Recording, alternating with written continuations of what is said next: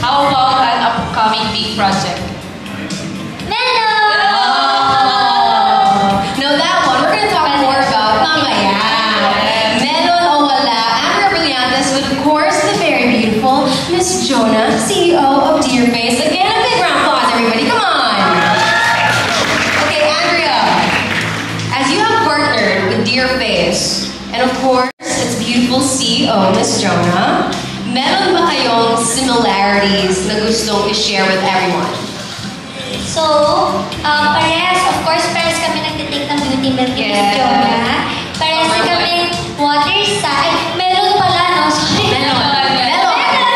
At saka, parehas kami CEO.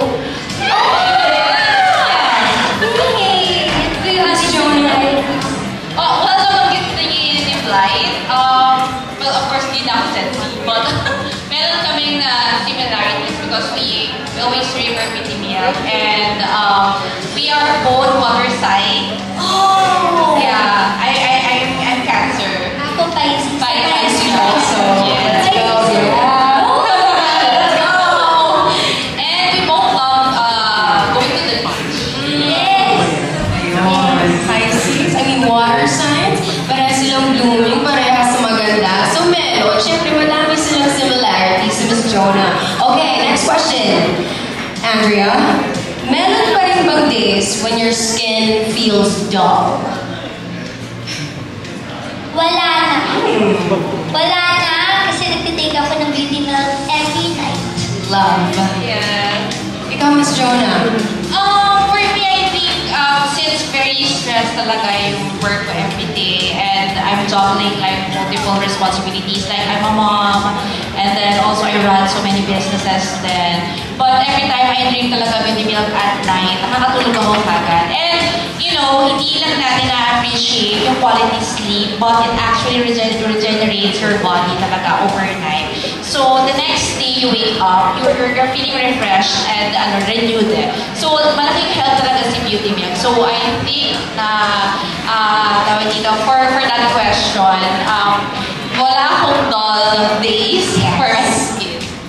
There you have it. Okay, the third question though. A question that everybody is so curious about. Okay, so, alam naman natin si Andrea, magandang bata, sobrang blooming. Yes, correct. Every single second of every single day. But the past couple of weeks, months maybe, you're extra blooming. So Andrea, meron o wala? Meron bang nagpapasaya sa'yo ngayon? Melon. Dearface beauty milk. Come on, you guys, big round of applause. Specifically, melon flavor. Yan po yung nagpapasaya sa akin ngayon. Ayun, love it. And of course, being here, masaya ako. Kasama kayo lahat, masaya ako. Pinapasaya niyo ako. Wow! Okay, everybody like that answer? Yeah? Oo, syempre, meron nagpapasaya kay Andrea kasi nga nandito tayong lahat. But moving forward to the next question for you, Andrea, meron bang other things aside from Dearface, aside from beauty milk, ang ginagamit mo to be very blooming or to just take care of yourself? Honestly, mas binigyan ko lang po ng importance yung sleep ko and yung pagre-rest ko. At ilang beses ko na sinabi, I don't really work out. Pero ngayon po, mas active na ako. Nag-swimming ako. Tapos pinag-Muay Thai lessons ako sa new show ko. Hirap na hirap ako kasi I don't work out. Pero it helps me na maging active. So I think nakakadagdag din yun sa self-care ko.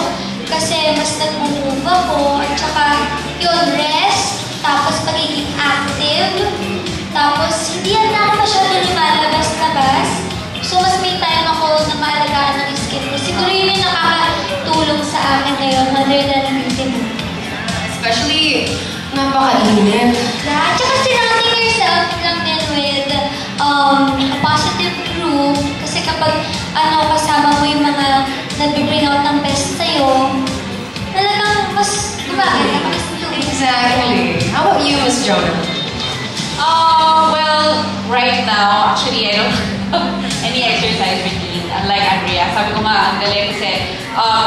actually juggle yung kanyang personal life and also yung, grabe yung taping niya.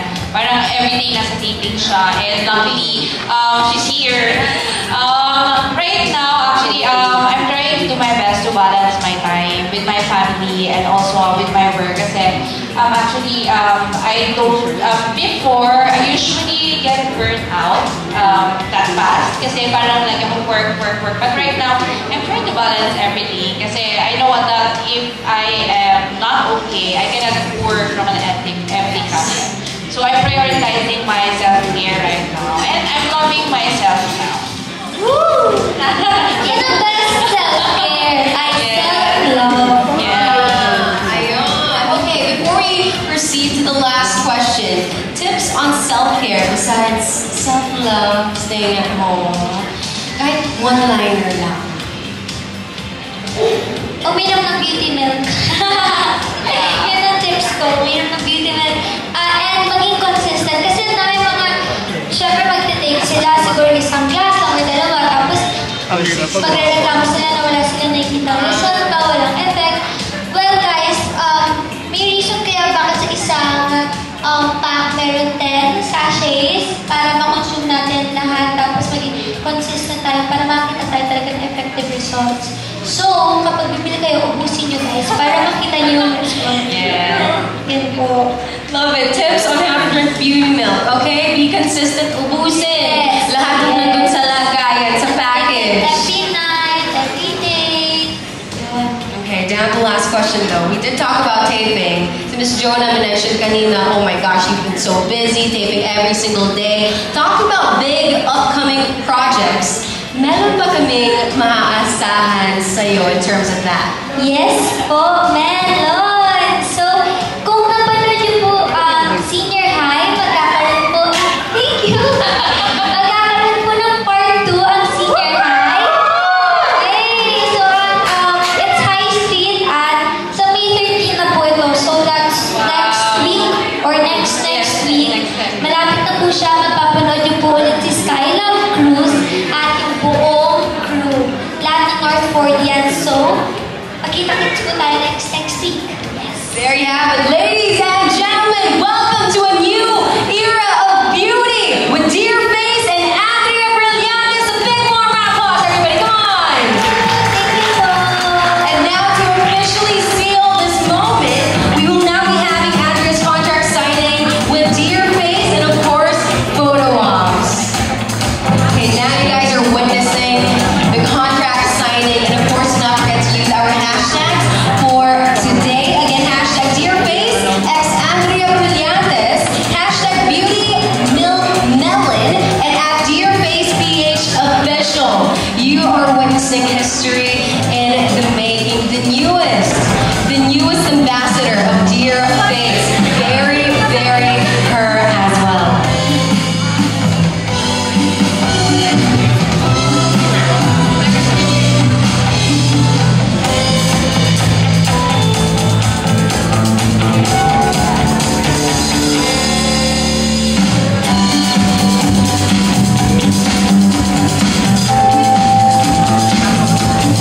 There you have it, ladies and gentlemen. Welcome again to new era of beauty with Dear Face and Andrea Brillantes. A big, warm round of applause. And of course, let's all stand up and take a photo.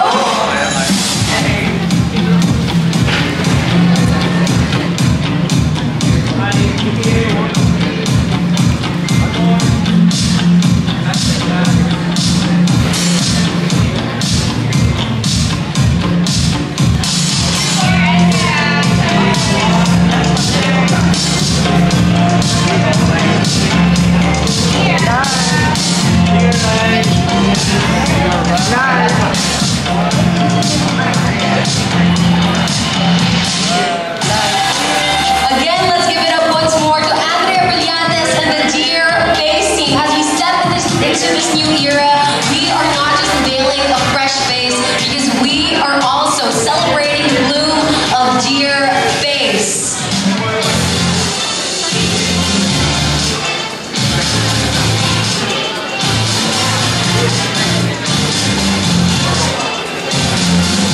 A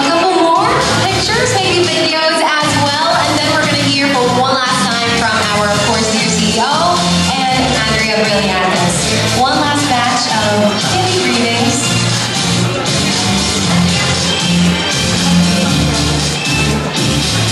And of course, starting with our dear CEO, one last message before we both send you off. Oh wow, that's so fast. But I'd like to thank everyone who actually gets here and joined us as we launch Dear Face.